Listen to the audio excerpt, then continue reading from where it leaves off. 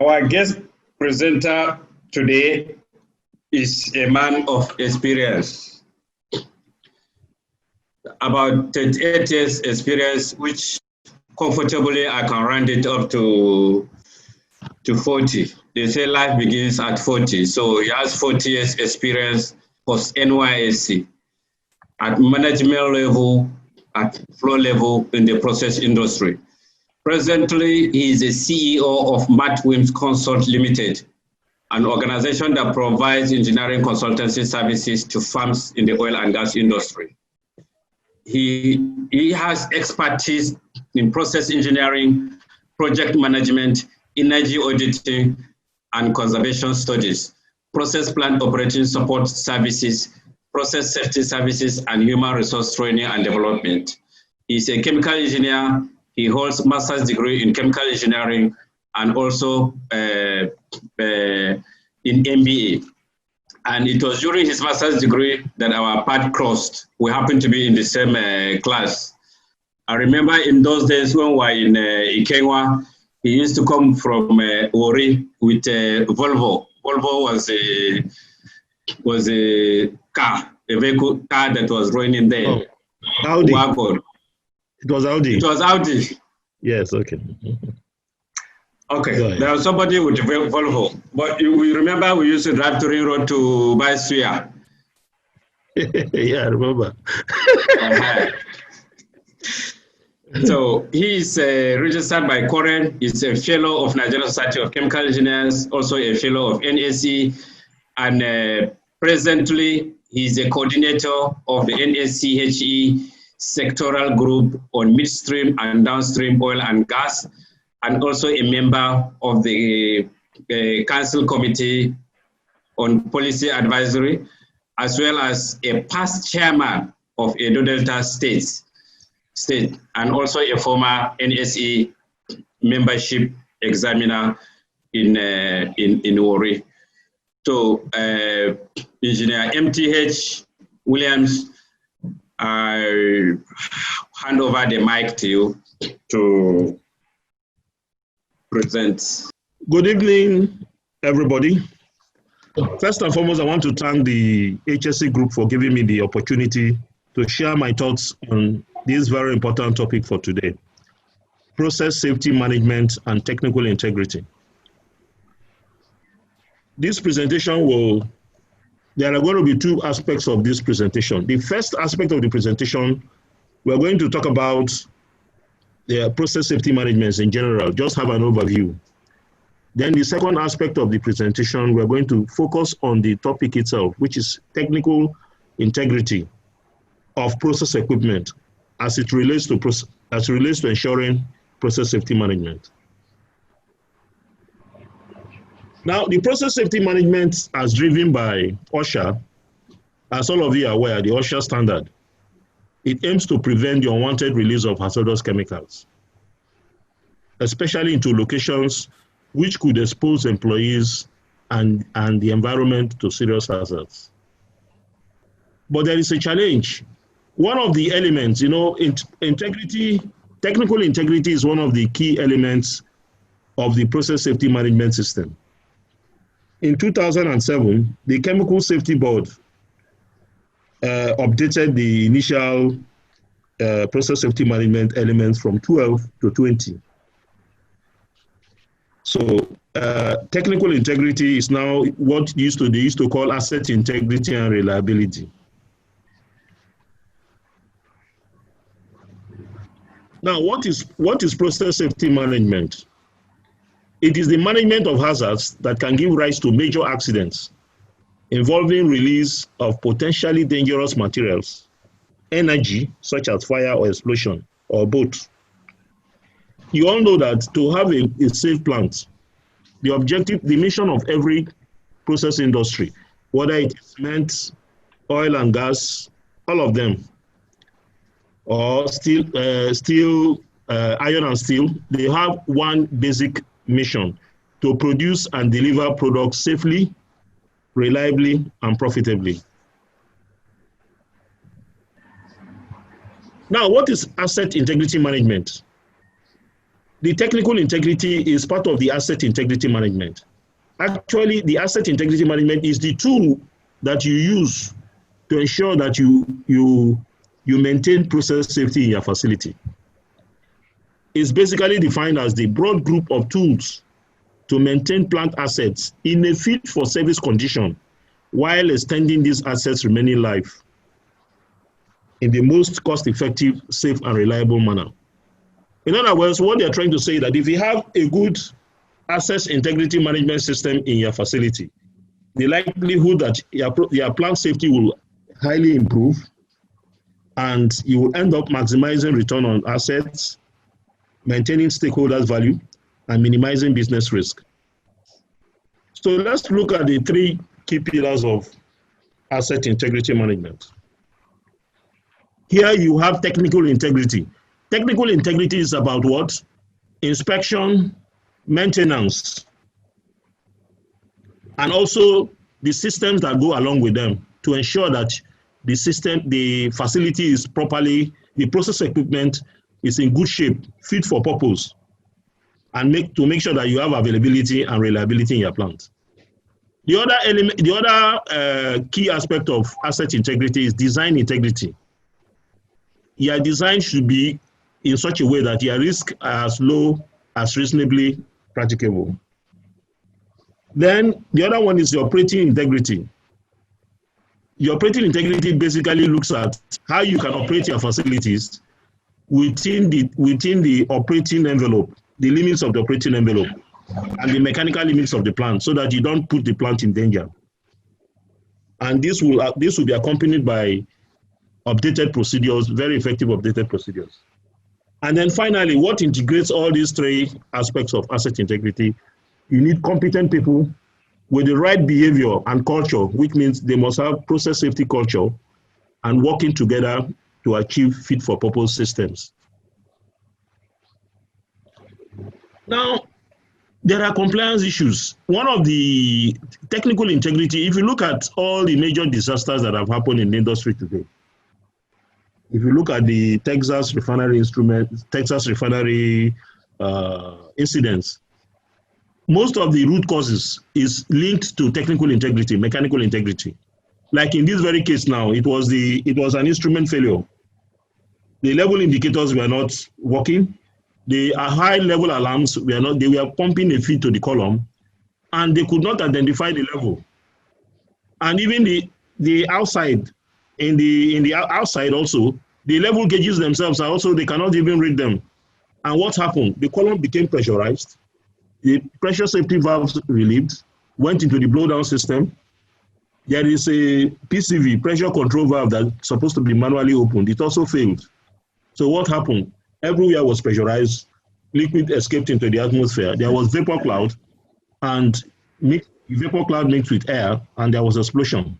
They lost 35 people, and they had over 80 injuries.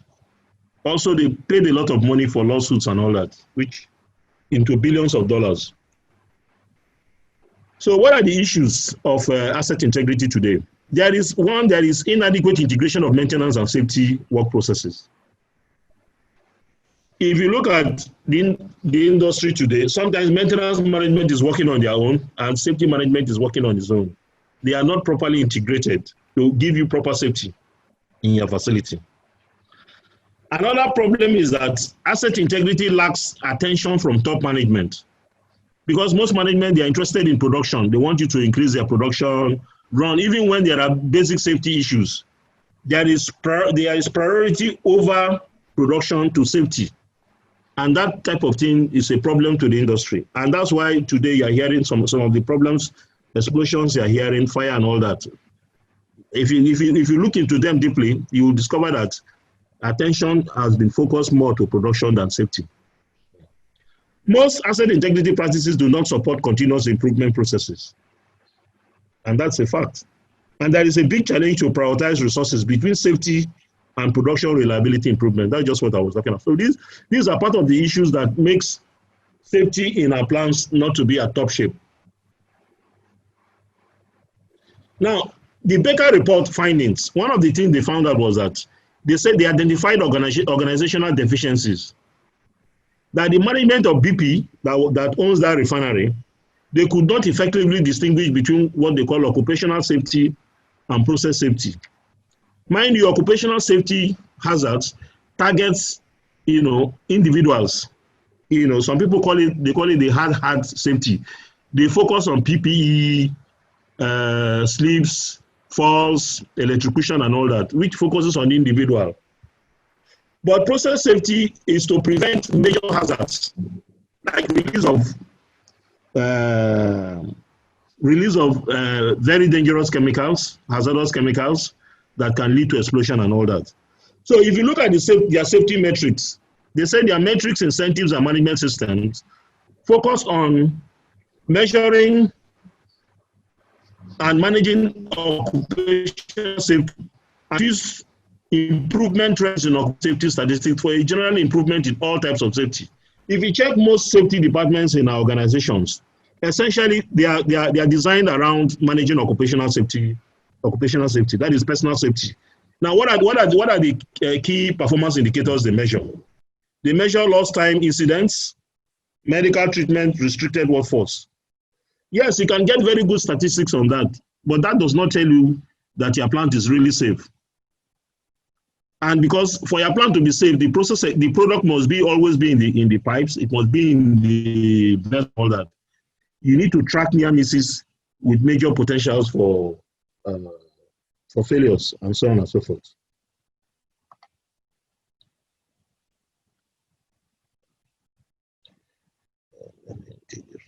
Sorry. Okay.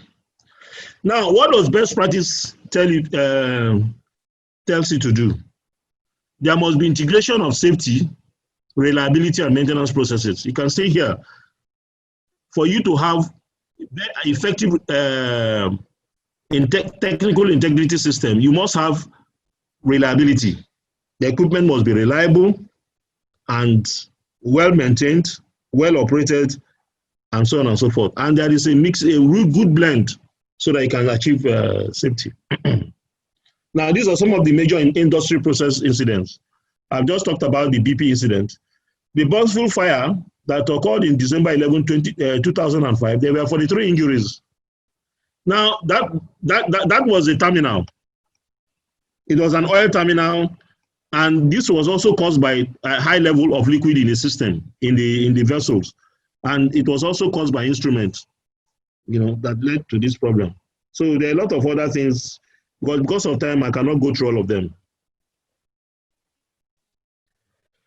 So to deliver world-class asset risk management performance, we have to ensure that our assets are designed correctly, operated correctly, and maintained correctly, and we need competent people with the requisite knowledge and skills, expertise to ensure that you have excellent plant performance.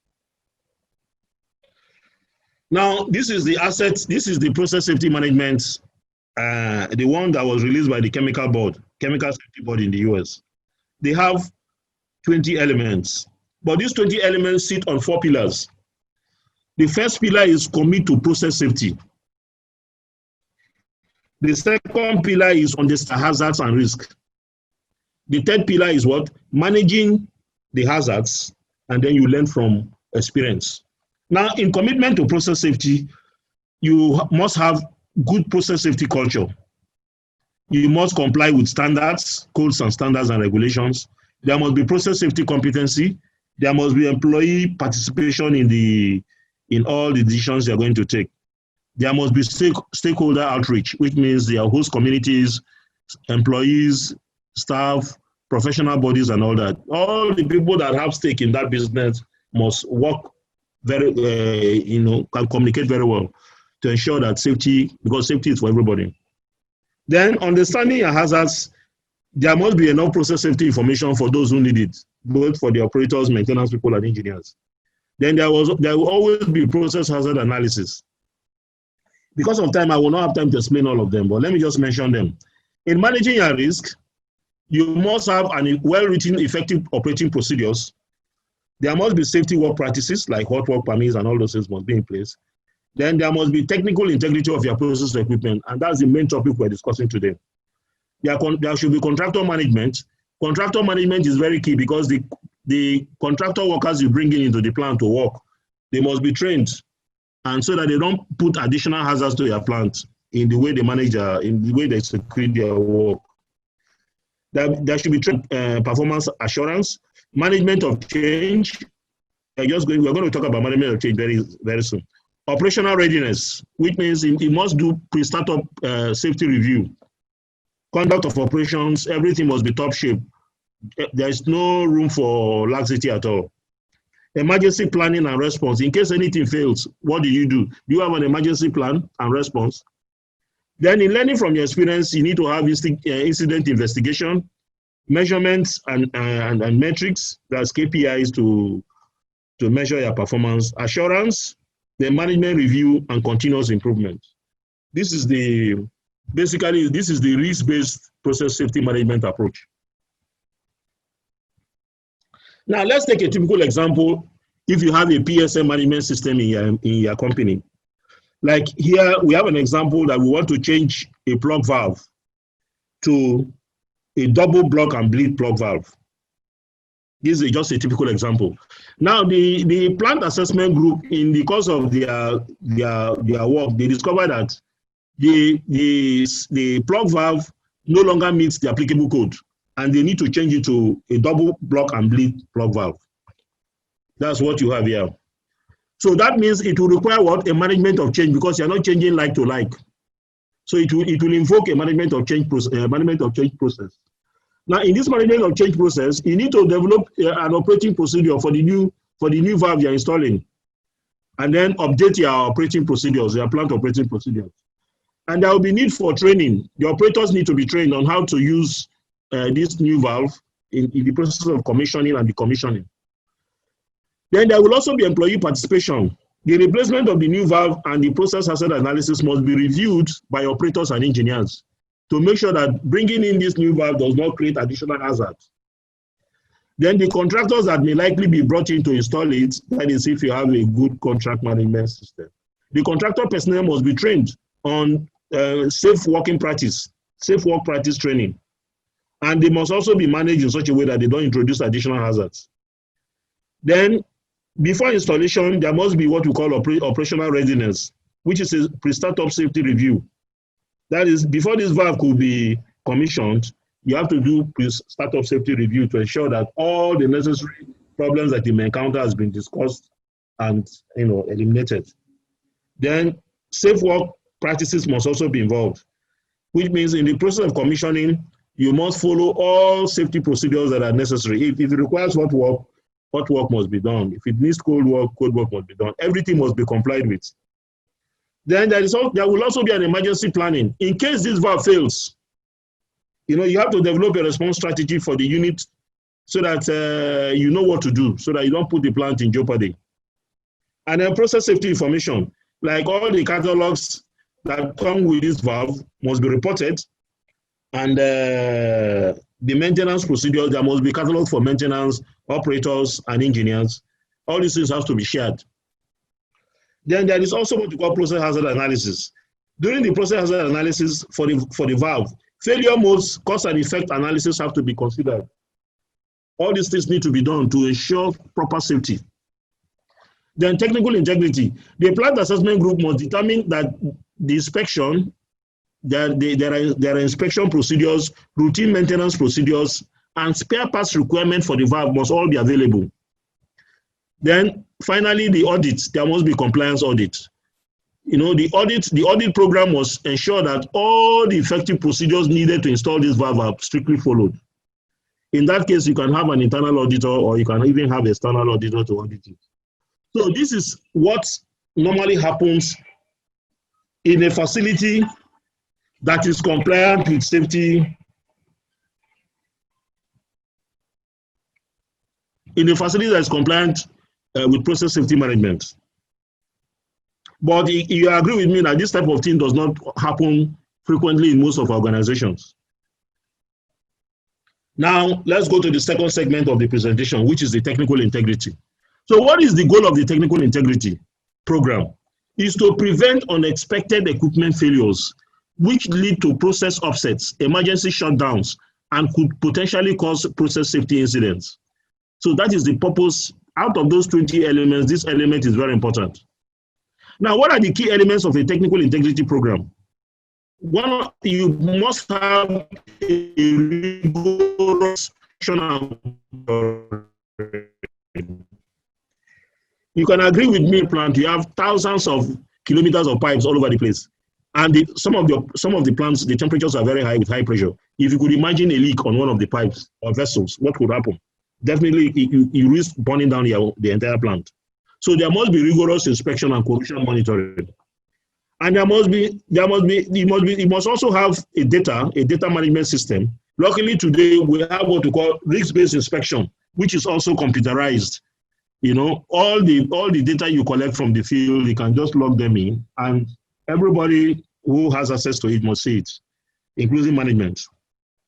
Occasional fitness evaluation and employee maintenance strategies. So technical integrity, basically, what are we talking about? All your instrumentation must work the way they are intended to work as they were designed. All your mechanical equipment, like your static equipment, rotating equipment and all that, and the systems that come with them, all of them must work the way they are designed. So to be able to enforce technical integrity, what are the things you bother yourself about? You must ask some key questions to be sure that you are compliant. Is the system to ensure critical equipment, is this adequately specified? Is it designed and fabricated to specifications? Is it correctly installed and commissioned? Is it operated within design limits? Is it correctly maintained? Does the system cover raw material suitability, materials of construction compatibility, fabrication, installation, and inspection procedures? Are they in place? Do you have predictive maintenance procedures? And do you have critical instrument programs? Are rating procedures in place and accessible, covering startup, shutdown, normal, and emergency conditions? Are systems established and enforced for confined space entry, safe control of maintenance project work, including by contractors, lock tag out to prevent unplanned release of materials, opening potentially hazardous lines or equipment, control of hot work and master tag? Are operating and maintenance procedures reviewed on a defined frequency and updated as necessary? Usually most operating procedures are reviewed every 3 years to make sure that they comply, because there are always changes in the plan one way or the other, modifications. So you must update. Are rating procedures in place for the inspection and testing of critical equipment? Are facility inspections conducted on routine basis to identify substandard conditions? Are facilities designed and built to engineering standards and recognized and generally accepted good engineering practice? Are risk-based inspection programs in place? Are there systems to ensure asset integrity via design integrity, technical integrity, and operating integrity? So these are the questions that you have to ask. If you can answer these questions, it means you have a good and effective technical integrity program in your facility. So the safety of your assets are ensured, and you can get, and you know, safety also is intricately linked to production. Once you meet these requirements, your production will also improve, and there will be profit to investors and the owners of management and everybody. Now, how do you go about achieving this? Most cases in operations, in plants, you have to adopt what we call performance drivers. You develop performance drivers for both equipment reliability, equipment maintainability, process reliability, human reliability. Now, in doing that, you have to provide a target, because if you don't provide a target, people will not have anything to aim for best performance. So let us look at some of the targets you can set to achieve technical integrity in your facility. Now, let's look at, for example, equipment reliability targets. You have to make sure that your pumps, the mean time between failure for your pumps must be at least minimum of 3 years. Compressors 4 years, control valves 8 years, and then you have risk-based inspection practices introduced. Equipment maintainability, you must make sure that all pumps, like for example, you can say all new pumps purchased will comply with API 682 seal, giving 3 years uninterrupted run. That's a target. And that can focus their operators, their maintenance people, everybody to make sure they meet it. Let's look at process reliability targets. all equipment operations must be done within the design envelope, which means you don't need to exceed it. If you exceed it, you are putting your equipment in jeopardy. You can't guarantee the integrity of your equipment. Audit report recommendations on process reliability are properly implemented. Human reliability, all of them are stated there. Another thing you need to do to also achieve technical integrity is to keep your employees and contractor staff focused on reliability. Very important. Now, sorry, I'm hearing the background noise. Your technical integrity must focus on equipment and systems. So what are the equipment the technical integrity is talking about? I've just listed most of them here. You have pumps, blowers, fans, compressors, pressure vessels, storage vessels, ejectors, eductors, safeguards, dikes, catch tanks, power transformers, and so on and so. And then the systems are piping systems, including valves, relief and vent valves, emergency shutdown systems, basic process control systems, safety instrumented systems, electrical systems, fire protection, containment, mitigation, and all that. Fire heaters, furnaces, and flares. All these things must work together if you want to have high technical integrity in your facility. So this is just a pictorial view of the equipment I've just talked about. And this summarizes the entire asset integrity management system, okay? The first aspect you do is do your risk assessment, identify the threats, and all that. Next thing you do is to do inspection, monitor and tests, and then you carry out integrity assessment based on the inspection you carried out, and then mitigation, intervention. That is, if there is a gap between what is supposed to be, how it's designed and what you find out, then that's where maintenance comes in to do repair or you replace, as the case may be, from design to construction, commission, operations, modification, and decommissioning. So inspection activities in summary, you are looking at static equipment, piping inspection, welding procedures, welding inspection, welder qualification, NDT inspections, hydro tests, in situ metographic studies, failure investigations, and quality assurance. Now, the inspection that you need to do to give you the optimum technical integrity is based on API ROP 581, which is this inspection is basically, it focuses on loss of containment of pressurized equipment in processing facilities due to material deterioration. These risks are managed primarily through equipment inspection. In those days, they used to carry out what they call traditional inspection. Like during turnaround maintenance, you bring down the whole plant, you open every equipment and all that, and it usually takes a lot of time, and it costs a lot of money. But if you implement risk-based inspection, you look at the critical areas that can affect availability of the plant, that can lead to that can lead to leakages and all that, that can do a lot of containment. And inspection is done even as the plant is running. So even when you shut down, you don't spend a lot of time because you already have all the data when the plant was running. So in those days, turnaround maintenance used to be 2 years, but I can tell you that in most advanced economies now, they run 5 years before they do a turnaround because they put this thing done in situ. So what are the questions if you're in Arabia you need to answer? Which assets need to be inspected? So which means all equipment are not equal. Those that have higher impact on your facility are the ones that you have to focus on. When will the inspection be carried out? The optimum interval between inspections. Which technique and level of inspection you need to carry out? Now, what are the benefits of implementing risk-based inspection?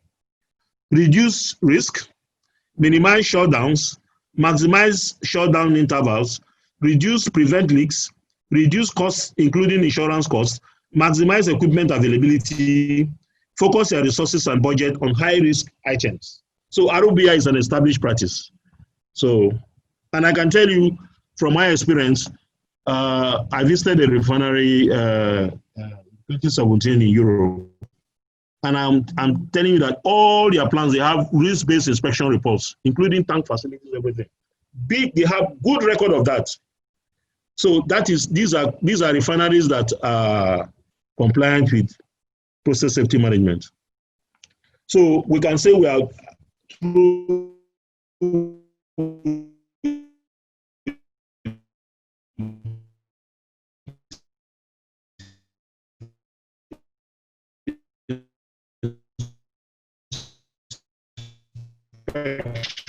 activity carried out. So you can see that the goal of maintenance today is to prevent failure. Instead of waiting for failure to occur and then you start chasing, you start going to repair. But to be able to carry out an effective maintenance, you need to understand the failure pattern of your equipment or your components. Because if you don't understand your failure pattern of your equipment, you will be doing maintenance that will not add value to your system. Now, studies have shown that basically there are 6 failure patterns of equipment components. The airline industry,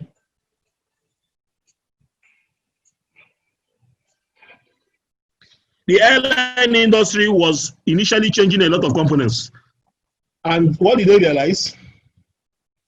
They realized that they were wasting a lot of money and they were not making profit. So it is their studies that actually helped to elevate maintenance. Now, if you look at this, there are these 6 ways.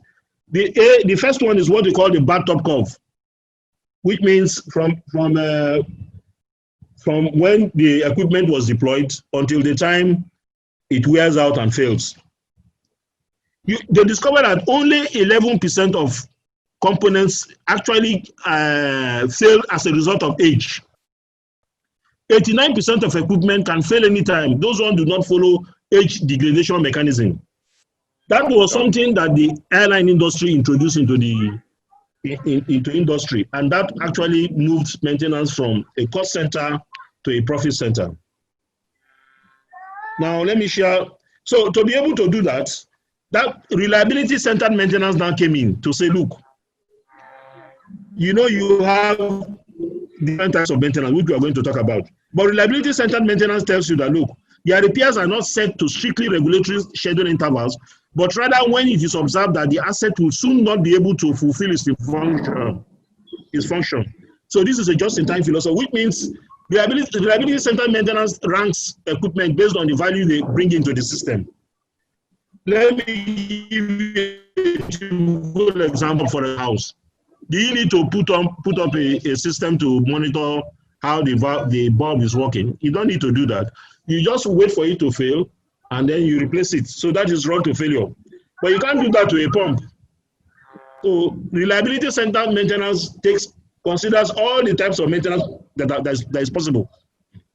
Now, to share that with you, if you look at this page now, traditional thinking leads to excessive maintenance and low reliability. So here, when you have an age-related problem, age-related failure pattern, you can do routine overhaul and replacement is justified. But if you do routine overhaul on components that does not follow this failure pattern, age-related failure pattern, you're just wasting resources. Now, let me also share something with you. When this is a very important diagram that can be useful, and every maintenance person must understand it. When you deploy an equipment, for example, and you are monitoring the performance of that equipment, here you have operating performance versus time. Here you can see that, let's assume you are monitoring vibration. At this point, that degradation sets in as soon as you commission that equipment. Here, you continue to monitor. Now, as the thing is degrading, it will get to a point, what we call potential failure. That's the P point you're seeing here. And then, as the equipment is still in service, it will continue to come to a point where you have what we call functional failure. Functional failure means it no longer performs to the way it is designed.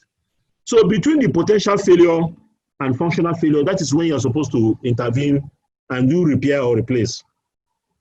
In other words, for a process safety management compliant organization, failure of an equipment is functional failure, not total failure. Now, if you continue to use that equipment beyond the functional failure point, as you can see, you discover that it will come to a point where it will completely fail. It will just shut down the system. This period is called equipment is unusable. But what most people do, they continue to run the equipment until they get to this point, this failure point. In that case, they even destroy the equipment. So failure is between potential failure and functional failure. So any maintenance person must understand the PF curve and know when to intervene and when not to intervene. So these are the maintenance strategies. You have majorly two types of maintenance strategies. You have unmanaged maintenance and you have managed maintenance. Unmanaged maintenance is extremely reactive. You allow the equipment to run. When it fails, you intervene. But under managed maintenance, you still have run to failure. But those run to failure is only applicable to equipment that are not that are not important as such. Condition-based maintenance is when you are monitoring the health of the equipment and you intervene only when it doesn't perform, like the graph I just showed you now. That is condition-based maintenance. Scheduled maintenance is more on calendar. Those are you apply scheduled maintenance for age-related failures.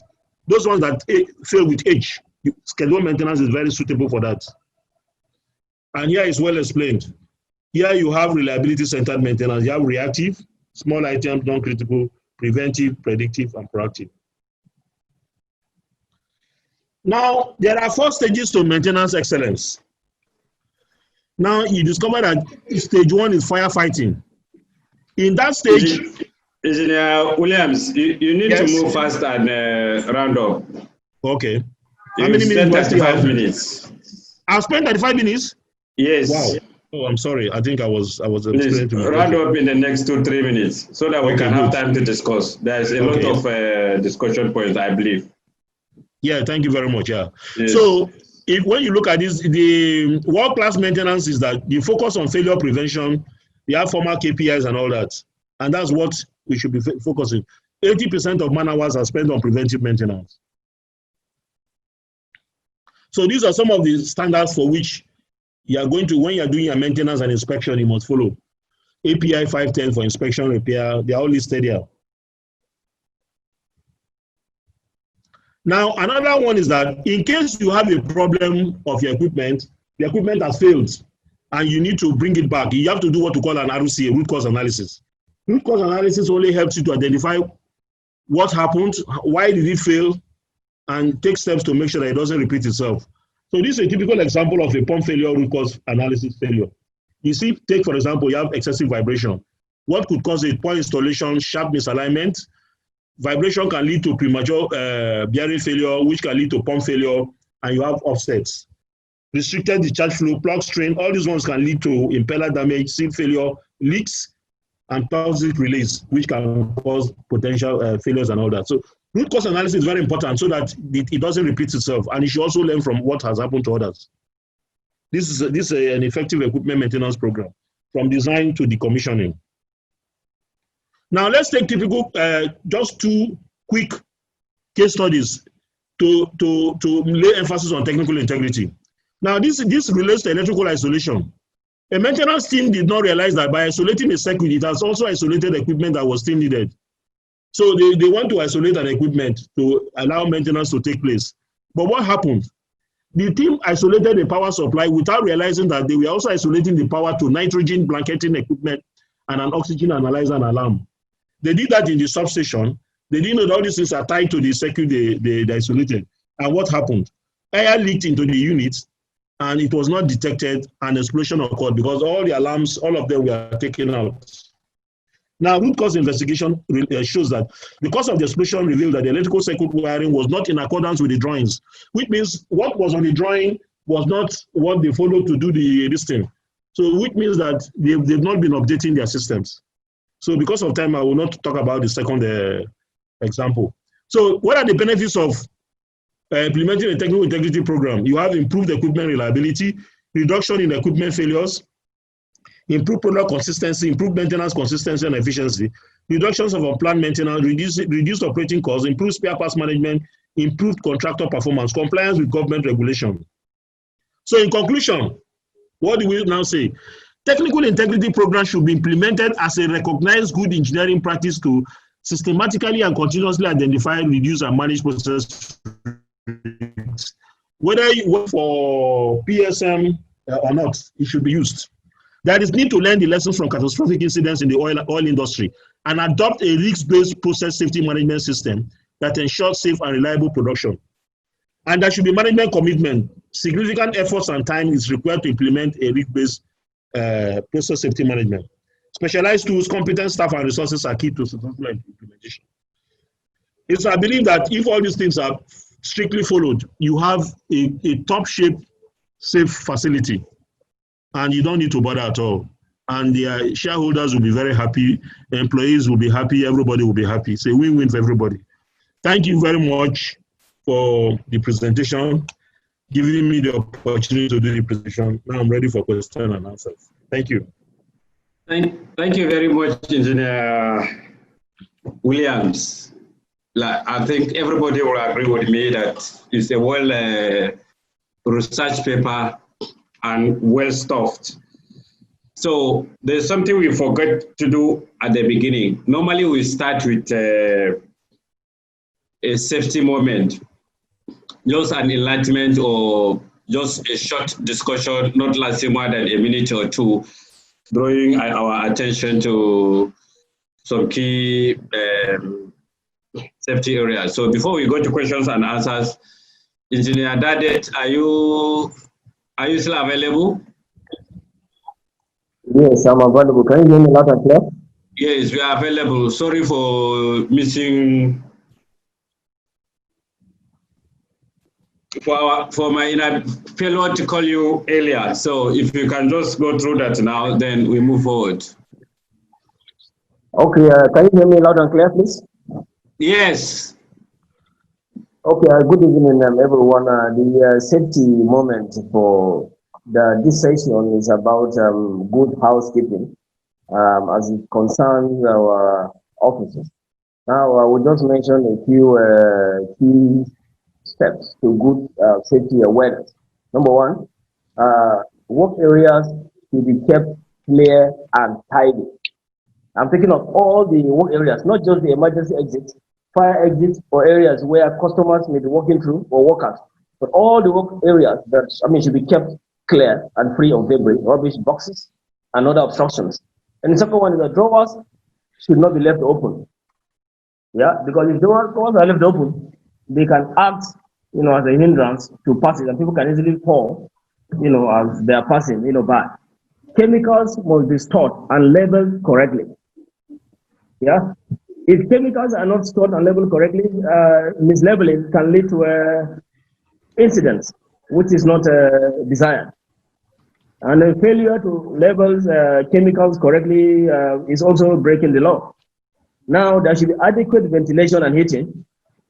Every organization that one finds himself or herself should provide a reasonable working temperature in all workrooms. All workrooms should have sufficient space to work comfortably. Then the other thing is also safety signs. Safety signs are important, and they must be provided at all appropriate points and for all valid reasons.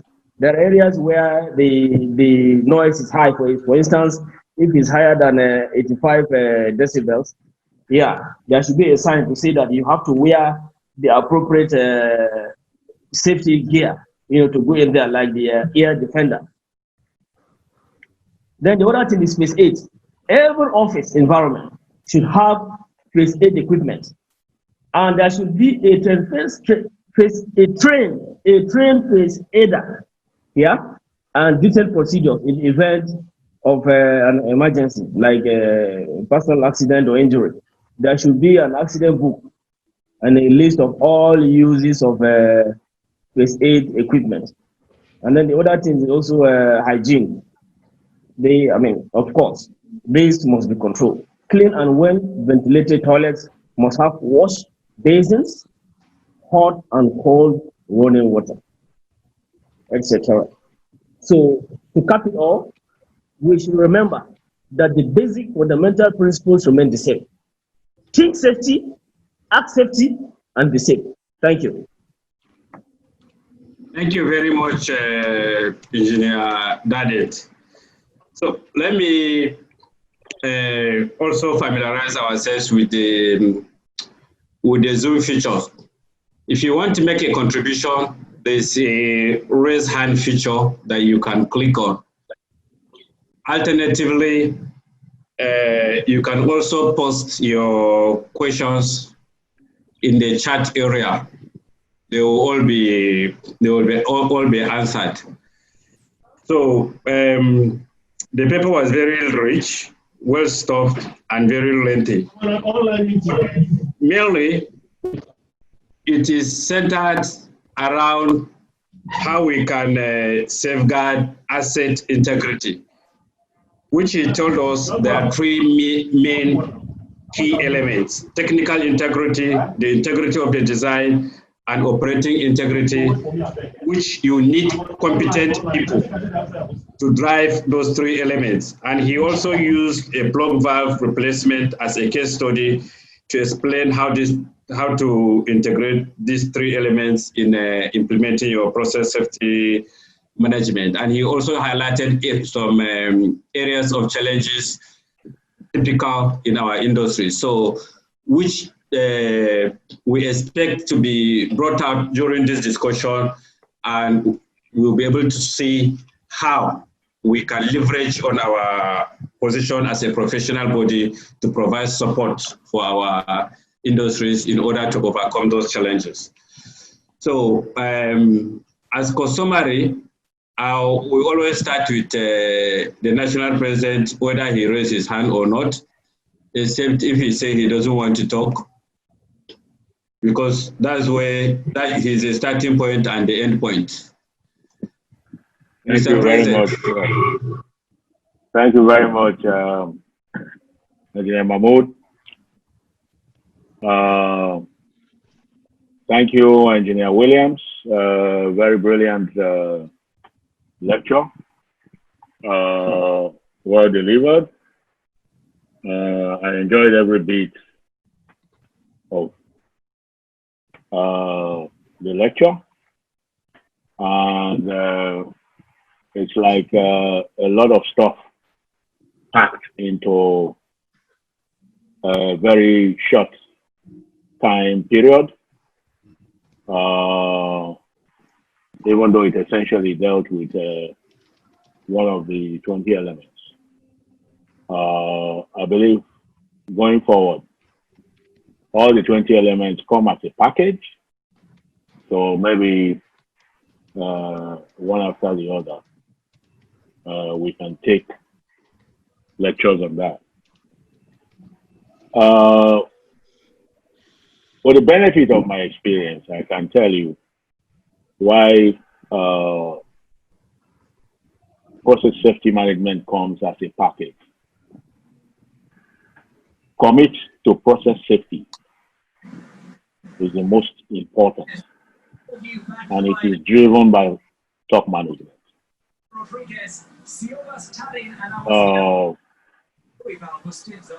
Once you don't have top management commitment, then you have the quagmire, the usual quagmire that professionals face in highly hazardous industries. Because professionally speaking, as guardians of ethics and conduct, even when your top management is trying to bypass safety, you must be seen to draw their attention to that aspect. And that's a very huge challenge in our environment, particularly in our African environment, where the guy is always right. And that is one fundamental area of culture, our culture, that consistently runs against being able to maintain and manage assets safely. I can tell you clearly that I faced that challenge throughout my career in the refinery. I've had instances where I've had to write directly to the managing director to draw his attention to a potential safety infraction with serious consequences. And to the playoff stage, the qualifying stage. And it's not easy. So it tells you that where the top management has promised or broadcast to the public, oh, the refinery is running 100%, refinery is running, that translates directly to the shop floor.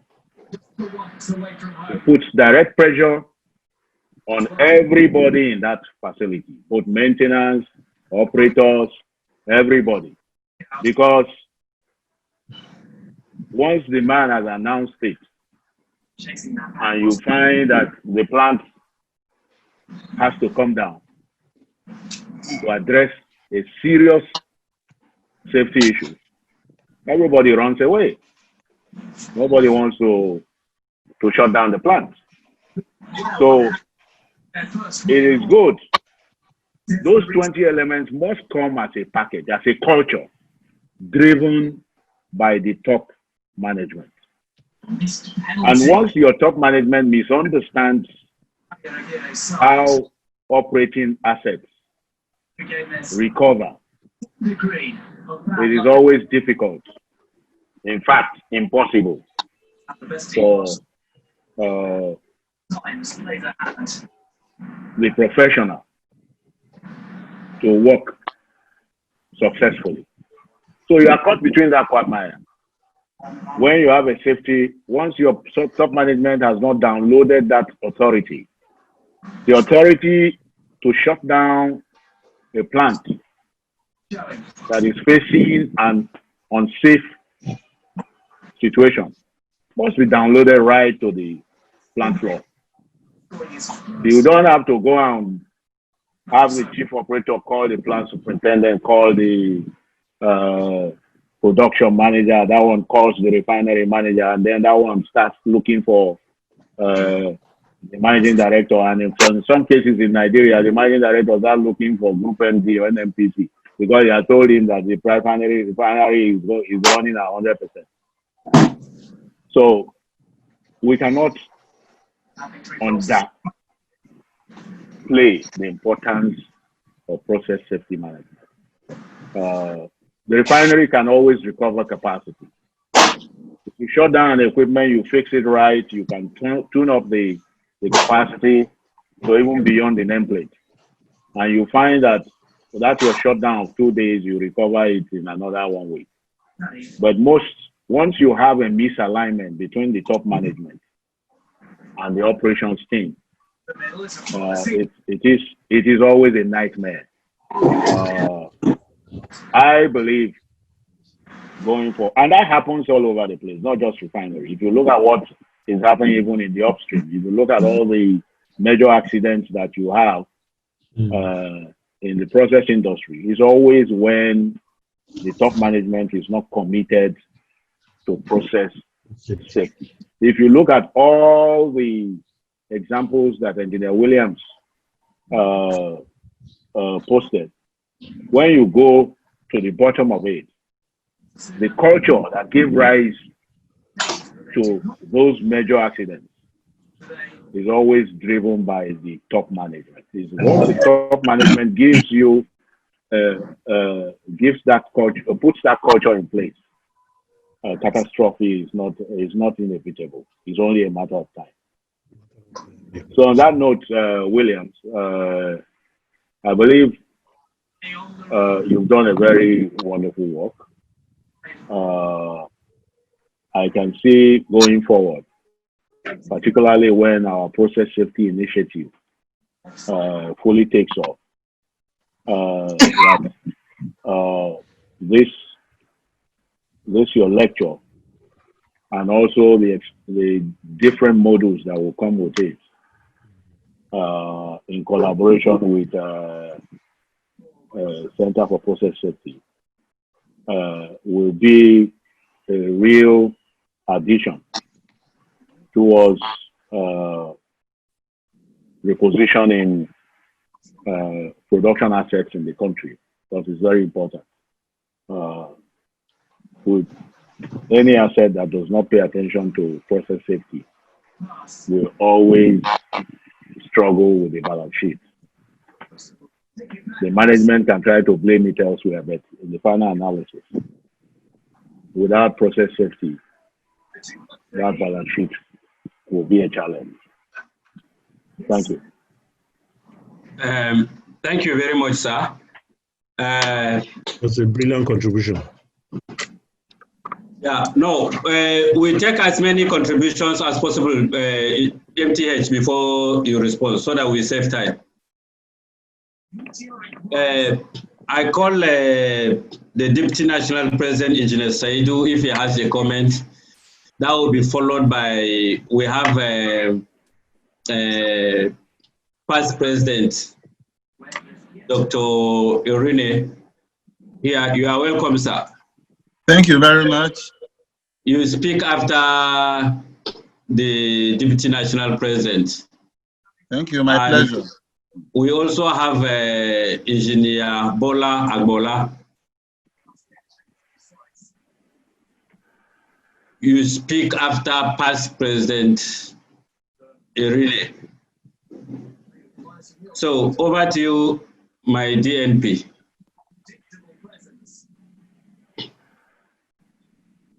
Thank you very much. Yeah, Engineer Mahmoud, good evening. Thank you very much for this wonderful seminar today. Once more, I congratulate this sectoral group for exquisite work. I also want to congratulate Engineer Williams for this very detailed and brilliant presentation. We've had a number of presentations earlier on related to process safety, but most of them have been more in the area of design and design review. So it's very refreshing to also for us to listen to an approach to process safety from the maintenance standpoint. And one thing that strikes me, I mean, apart from all the brilliant comments made by the National President, issue of safety, issue of maintenance in the process industry is one thing chemical engineers have tended to shy away from. I remember when I was plant manager for Texaco in Apapa, I tried to get a chemical engineer to move him to maintenance function, to be in charge of maintenance, and he resisted it. He was very, very reluctant to do it, because we always believe that our training is not for maintenance, but more for production and process work. And nothing can be further away from the truth. And what strikes me is that as we begin to advance the cause of process safety in the country and integrate risk-based maintenance into it, it becomes mandatory that maintenance should have a very good mention in the standard curriculum for chemical engineering in the country. Right now, there's very, very little mention of maintenance, not to talk about risk-based maintenance in our standard curriculum. So that's one area that we'll seek to work on as things unfold, as the Process Safety Initiative of Nigeria takes root and we begin to unfold our programs. I just have one short question. In the course of the presentation, there was quite a bit on inspection activities, equipment inspection, and you also talked a lot about integrity assessment. I want to clearly understand from his own perspective the subtle difference between inspection and integrity assessment. Thank you very much. Thank you, I'm done. Thank you very much, sir. Yep. Engineer Bola.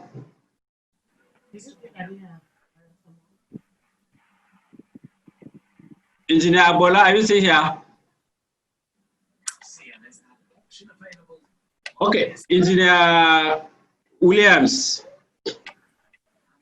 maybe you have 5 comments now to chew before we return to the floor. In addition to the comment from the national president and the past president, we also have 3 other questions that were posted on the chat forum. I hope you are seeing them. You are seeing the screen. Engineer Williams, you have 5 comments to respond to quickly. Don't just straight to the point. The comments from the current president and the past president, and also the 3 that are posted on the chat forum that I'm showing on the screen.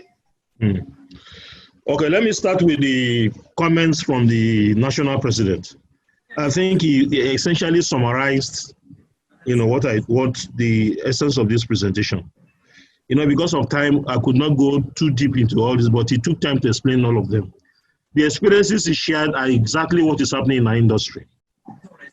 The top management has to drive that commitment to process safety. There's no doubt about that.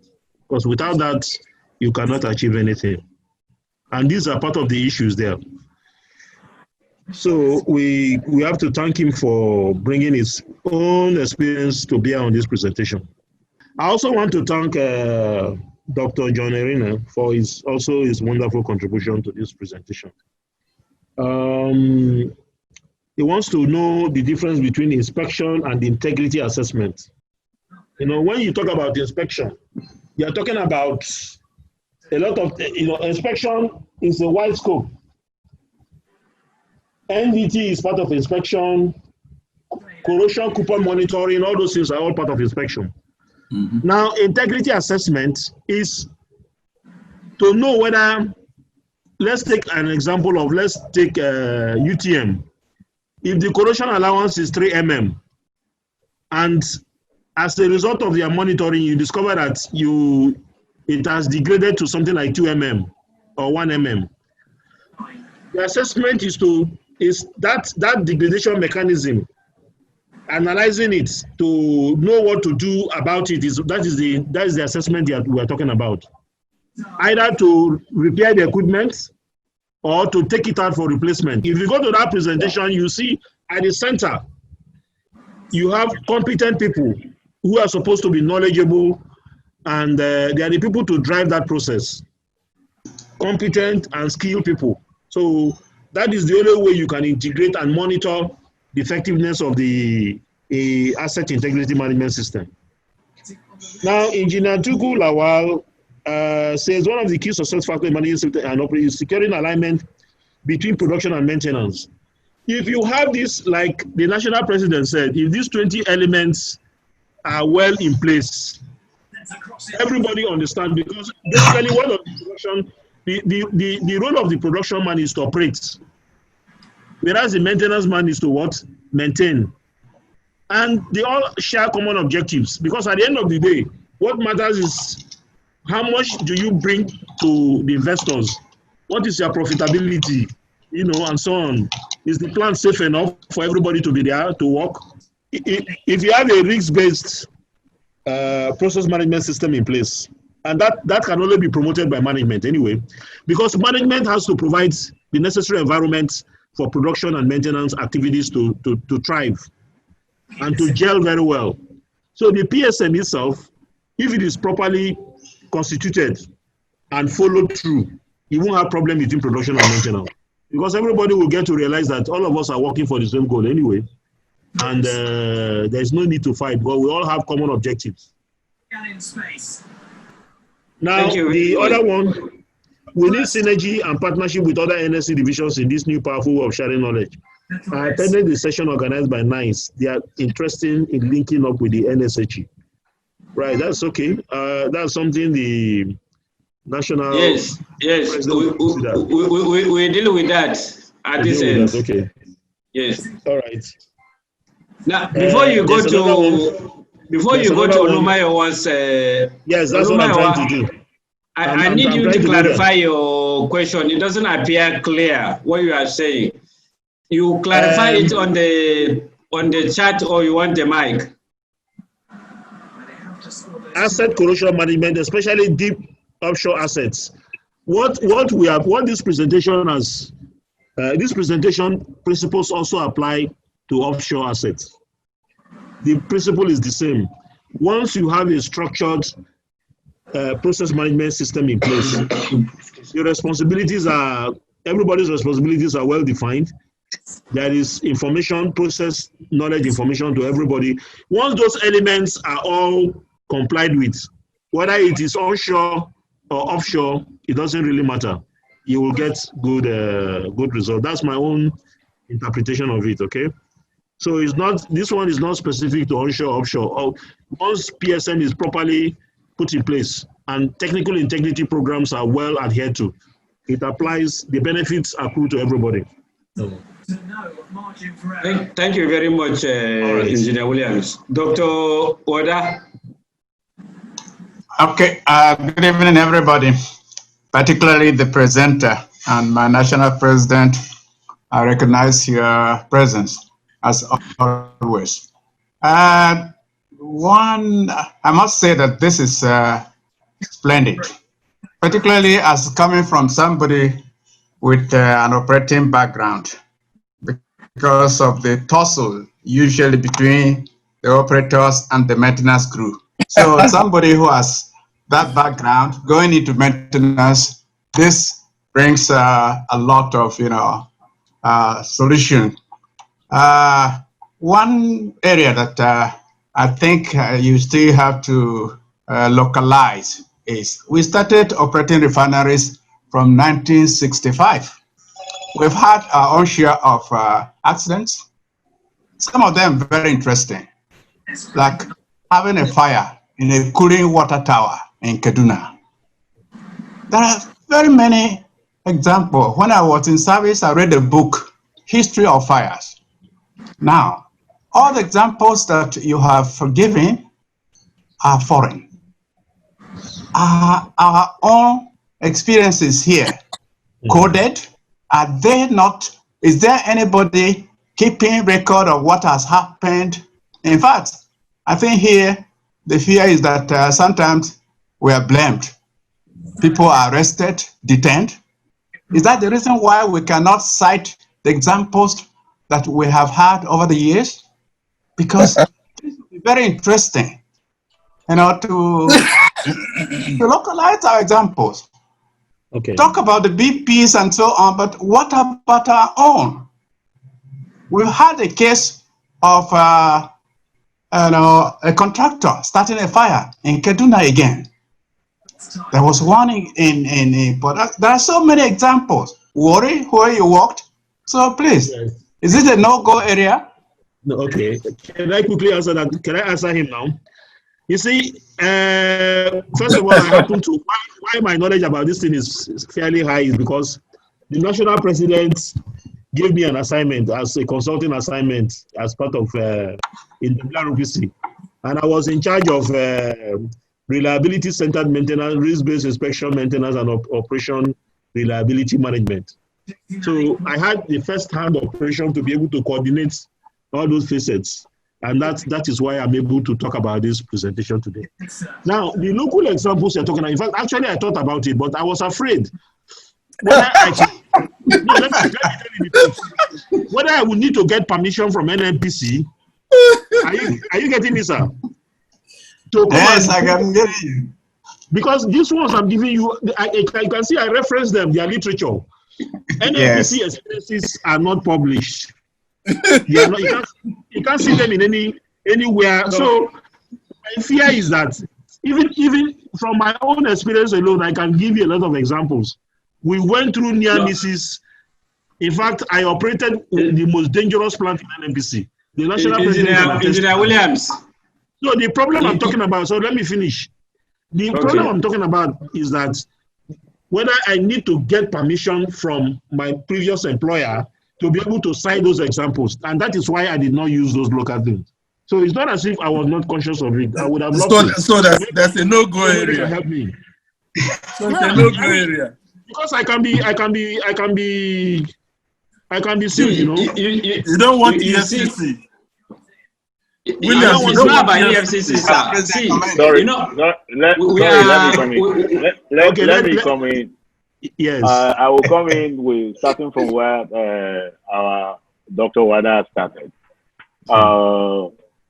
Clearly, the reason you see foreign examples is because there is a legislation to that effect.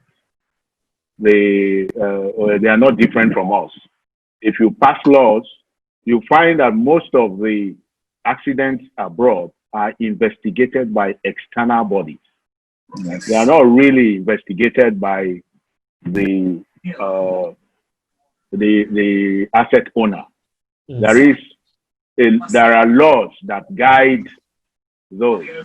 So every accident is treated as an infringement on the law, an existing law.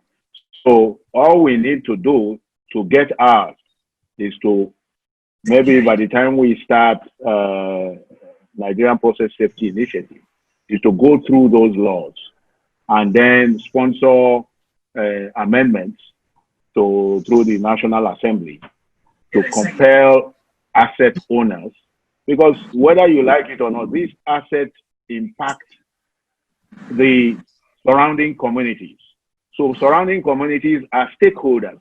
They must know what is happening within any enclosure or any business that is within their community. They are part and parcel of the disaster management plan of those facilities. And when there are accidents there, they must also be part of the investigation. The recent near miss, or the recent the Philadelphia refinery, where a lady luckily was able to operate the rapid dump system of the HF storage, it would have wiped out close to, from estimate, almost 2,000 people would have died if that HF had escaped. So it's a matter of legislation. It's not that everybody will want to hide accidents if the laws don't force him to do so. On the other hand, going back to Engineer Dr. Orine's question, inspection clearly is a subset of asset integrity management.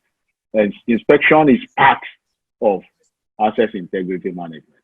Asset integrity management is the whole body of your knowledge and experience, which you must deploy to ensure that your asset is available and operating at optimum all the time. Inspection is a subset of it. There's an interesting question too. One of the key factors in managing safety in operations is securing alignment between production and maintenance from Tubotein. That is very, very interesting, because there are several ways to achieve it, but it's essentially a team approach. Asset personnel between maintenance and production operations, and even admin. Everybody is formed as a team around a major asset, and their responsibility is to ensure, including procurement, their responsibility is to meet the target of that asset. Take a refinery, for instance. You take the crude unit, area 1, maintenance, production, process engineering, that is HSESG, admin, procurement, all are formed as a team around that asset, so that there is seamlessness in making sure that all that is required to respond to the needs of the asset, to sustain the asset, that is cross-departmental and multidisciplinary, is done seamlessly.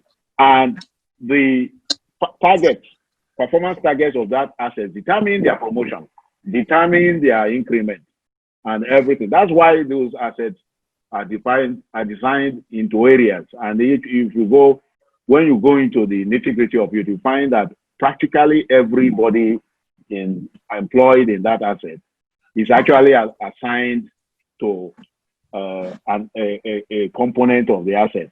It's just that it's only a top management that knows, that brings up that team approach to ensure that everybody works to sustain an asset performance. On the NSChE collaboration, I believe that it's a no-brainer. It's actually going to be going forward. We need to pull all the divisions together and work together, and that also means that even at these preliminary stages, when we are sharing knowledge, we should try to find a way to invite everybody. We have a pool WhatsApp team, a WhatsApp group that all the division presidents subscribe to. So going forward, next lecture I will post. Once I get it, I will post it there and plead with them to have their members subscribe. I believe I have contributed to the question that I saw there. Yeah. Thank you. Thank you very much, sir. I'm not seeing any other hand up. Any other comments from anybody? I still have 2 minutes to spare. Two of the more animated coaches have been parading the technical area. Okay. It's tough. I take that as also your closing remarks, sir. National President. Thank you. Thank you. Thank you so much. Engineer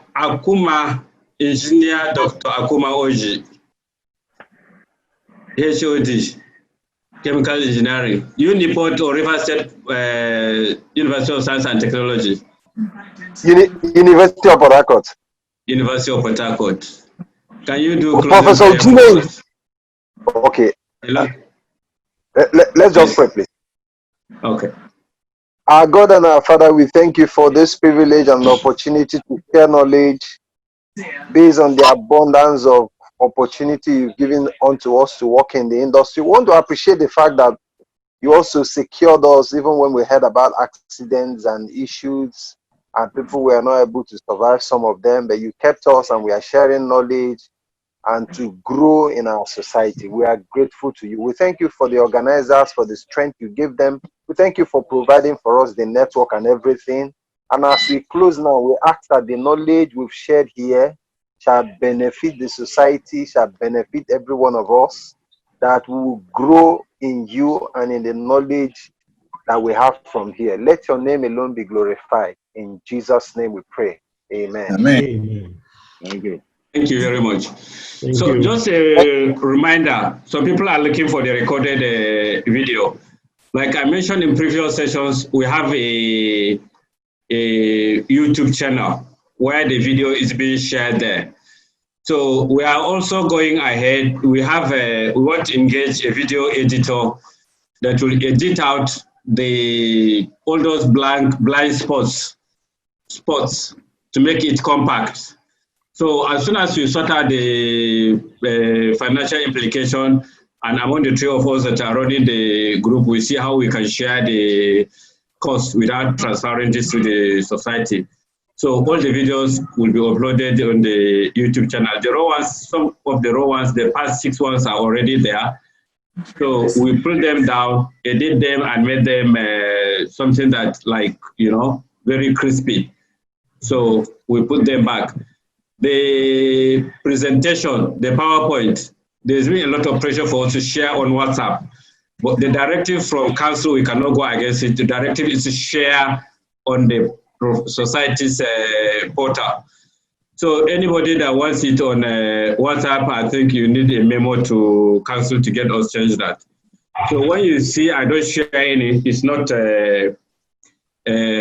by doing or that of Engineer Daded or Usman Abubakar. We are going by the directive from the highest decision body of the society. That's next to AGM. So that's the situation. PowerPoint on the portal, recorded video on YouTube. And as soon as we are even able to, we are going to integrate that YouTube. We have embedded a video on the website. such that you will not even have the link to the YouTube channel. You can come through the portal as soon as that integration has been achieved. So we are working towards that. Thank you very much. This one.